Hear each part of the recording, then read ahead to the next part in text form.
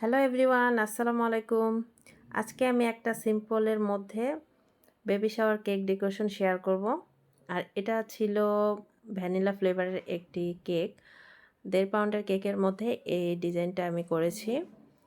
আমার repeat customer আপু হুট করে রাত্রের বেলায় আমাকে মেসেজ দিয়ে বলেছিল যে কেকটা পরের দিনই নিবে। একটু লেট নাইট হয়ে গেছিল দেখে আমি রাত্রেবেলায় কোনো কাজ করে রাখতে পারিনি, তাই সকালবেলায় উঠেই আর্জেন্ট কাজটা শুরু করে দিয়েছি। আর বিশেষ করে দেখা যায় যে আর্জেন্ট কেকগুলো যখন করা হয় একটু নিজের কাছে প্যারা বেশি হয়ে যায়, কারণ একটু ঝামেলা বেশি থাকে। কেকটাকে আবার করার পর ফ্রিজে একটু সেট করারও একটা টাইম দিতে হয়, নয়তো কেকের টেস্টটা ভালো পাওয়া যায় না। আমি কাস্টমারদের সবসময় বলে থাকি মিনিমাম 1 থেকে 2 দিন আগে কেকের অর্ডার কনফার্ম করবেন। বিশেষ করে কাস্টমাইজ কেক হলে সেক্ষেত্রে কিন্তু মিনিমাম 2 দিন আগে কনফার্ম করতে হয়। অনেক সময় দেখা যায় কাস্টমাইজ কেকের ডিজাইন অনুযায়ী আমাদেরকে প্রোডাক্ট আবার নিয়ে আসতে হয়, সেক্ষেত্রে কিন্তু একটু সমস্যা হয়ে যায় আর্জেন্ট হলে। আর এই কেকটা খুব একটা প্যারা হয়নি, তাই অর্ডারটা নিয়েছি। বিশেষ করে উনি আমার পেজের যেহেতু রিপিট কাস্টমার, আমার কাছে এর আগে 2টা কেক নিয়েছে, সেজন্য আমি ওনাকে না করতে পারিনি। যেহেতু বেবি শাওয়ার কেক, এক পাশে ছিল পিঙ্ক কালারের ডিজাইন আর আরেক পাশে হচ্ছে ব্লু কালারের ডিজাইন। আর বেবি শাওয়ার কেকের আমি অনেক অনেক ডিজাইন করেছি। ফন্ডেন্ট ডিজাইন থেকে সিম্পল ডিজাইন পর্যন্ত আমার পেজে করা রয়েছে।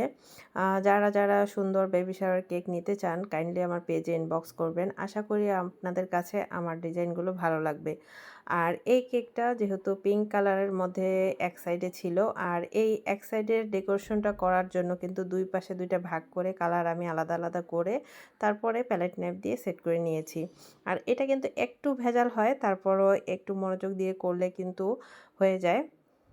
ক্রিম দিয়ে যে পাশে ব্লু কালার ছিল সে পাশে আমি ব্লু কালারের ডেকোরেশন করে দিয়েছি। আর এই কেকটার ডিজাইনটা কিন্তু আপু আমাকে রেফারেন্স পিকচার হিসেবে দিয়েছিল একটা পিকচার, সেই অনুযায়ী আমি কিন্তু এই কেকটাকে কাস্টমাইজ করে নিয়েছি।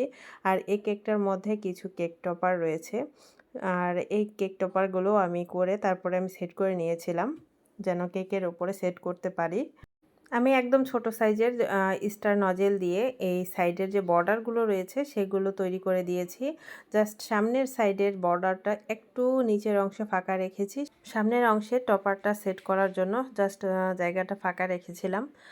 আর দুই পাশে দুইটা নজেল দিয়ে জাস্ট এভাবে বর্ডারগুলো টেনে দিয়েছি।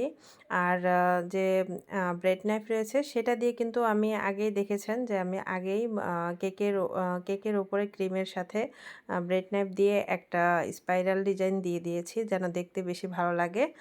আর এই তো বেবি শাওয়ারের আমি টপারটা সামনের অংশে বসিয়ে দুই পাশে, যে পাশে ব্লু কালার বয় ডিজাইনটা বসিয়ে দিয়েছি আর যে পাশে পিঙ্ক কালার সে পাশে বেবি গার্ল ডিজাইনটা দিয়ে দিয়েছি। আর কিছু সুগার বলস অ্যাড করে দিয়েছি আর দুই পাশে দুইটা বাটারফ্লাই অ্যাড করে এই কেকের ডেকোরেশনটা শেষ করেছি। আর কেকটার ডেকোরেশন কেমন হয়েছে অবশ্যই সবাই কমেন্ট করে জানাবেন। আর কেকটা আসলেই সামনাসামনি অনেক সুন্দর ছিল দেখতে, যদিও এই কেকটা আসলে খুব আর্জেন্টলি করা, তারপরও মাশাআল্লাহ অনেক সুন্দর হয়েছে।